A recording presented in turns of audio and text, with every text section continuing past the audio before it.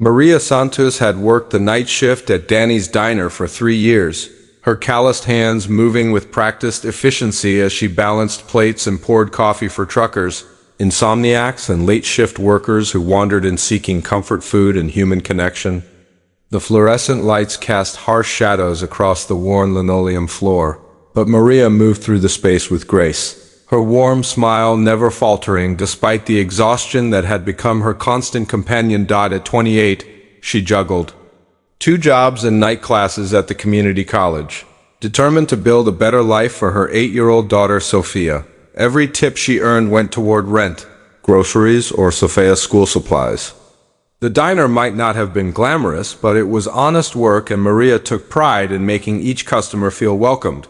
Even during the loneliest hours of the night, it was just past midnight on a Tuesday when the bell above the door chimed, and 2 men entered. Something about their movements immediately set Maria on edge. The taller one kept glancing nervously toward the windows, while his companion's eyes darted around the nearly empty diner, taking inventory. Only 3 other customers remained: an elderly man nursing his 3rd cup of coffee, a young couple sharing a late dinner, and a well-dressed businessman in the corner booth who had been quietly working on his laptop for the past hour. Maria approached the 2 newcomers with her usual professional warmth, menus in hand. "Welcome to Danny's. Can I start you gentlemen with some coffee?" The taller man ignored her completely, but his companion looked up, and Maria saw something cold and desperate in his eyes that made her stomach tighten.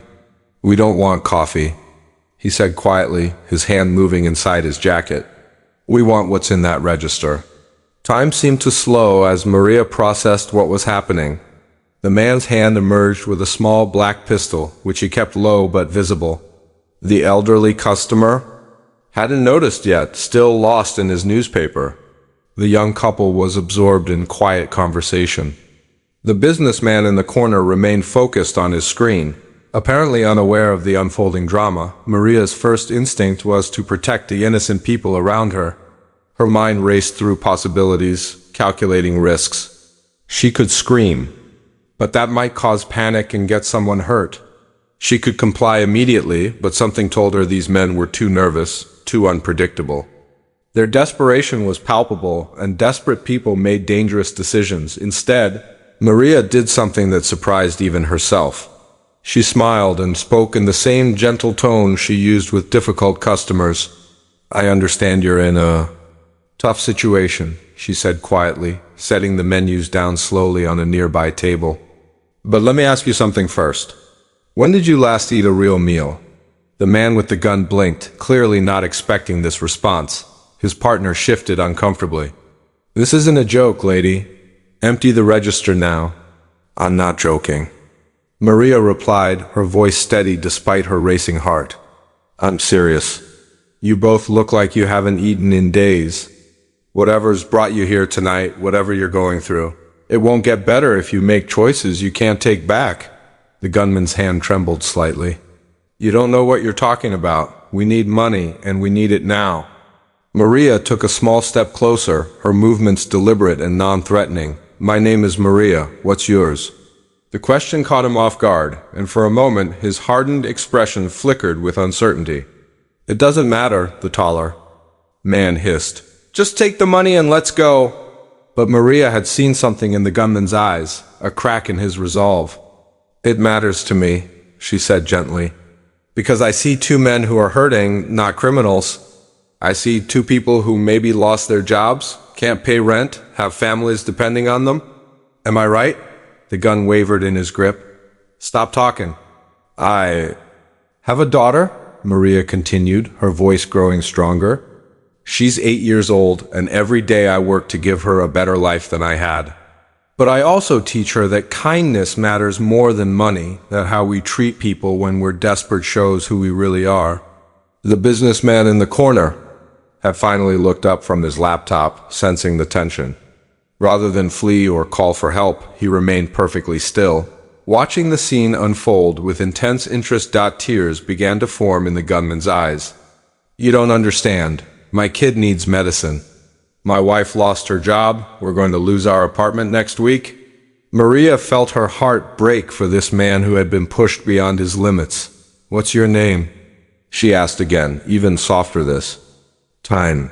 "David," he whispered. "My name is David." "David, I want to help you, but not like this. Put the gun away and let me make you both something to eat while we figure out a better solution." The tension in the diner was thick as David struggled with his decision. His partner was growing increasingly agitated, but David seemed to be wavering. The elderly customer had finally noticed something was wrong and was quietly reaching for his phone. The young couple had fallen silent, sensing danger. It was then that the businessman in the corner stood up slowly and approached. "Excuse me," he said calmly, addressing David directly. "I couldn't help but overhear. Your child needs medicine?" David swung the gun toward the new threat, but the man raised his hands peacefully. "My name is Alexander Chun. I'm not going to hurt anyone." "I'll call the police. I just want to understand the situation." Maria looked at the businessman with new eyes.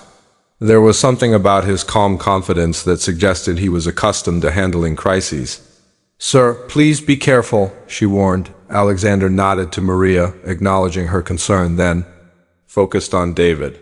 "How much does the medicine cost?" David's face contorted with anguish.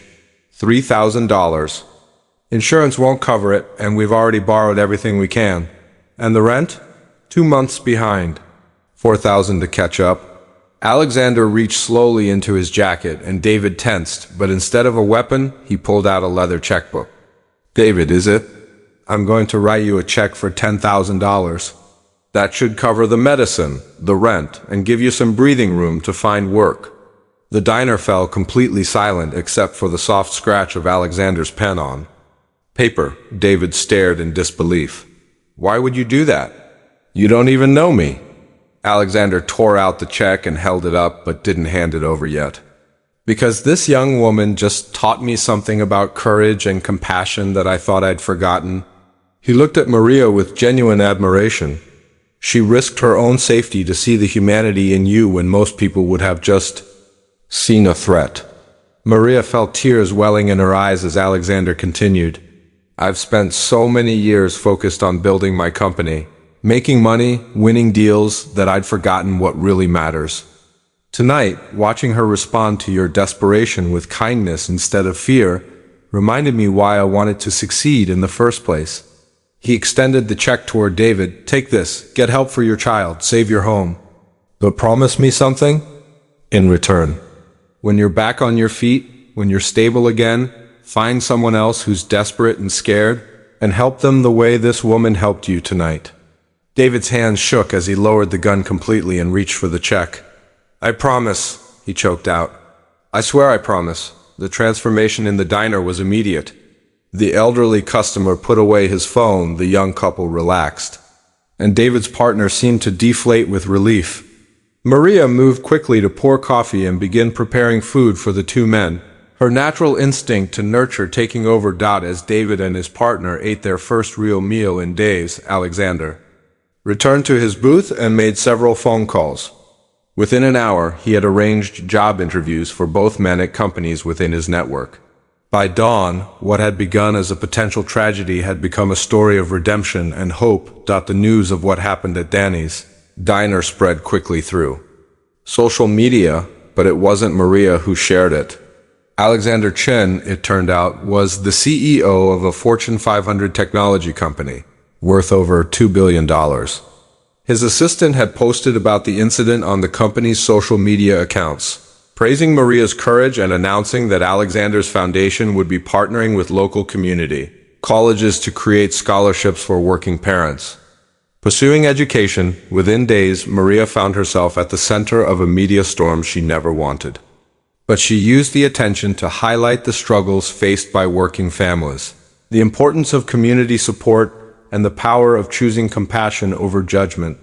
The scholarship program Alexander created was named the Maria Santos Foundation for Compassionate Leadership, and it would go on to help thousands of students nationwide. David kept his promise. Once he was stable and employed again, he began volunteering at a local crisis center, helping others who faced the same desperate circumstances that had driven him to that diner. He and Maria became lifelong friends, bound together by a night. That could have ended in tragedy, but instead became a testament to the transformative power of human kindness. Years later, when Sophia graduated from college with honors, funded by the scholarship her mother had inspired, Maria often reflected on that night at Danny's diner. She had learned that courage wasn't the absence of fear, but the choice to act with love despite it. And sometimes, in the darkest moments when we choose to see the humanity in others rather than the threat, we create miracles that ripple far beyond what we could ever imagine.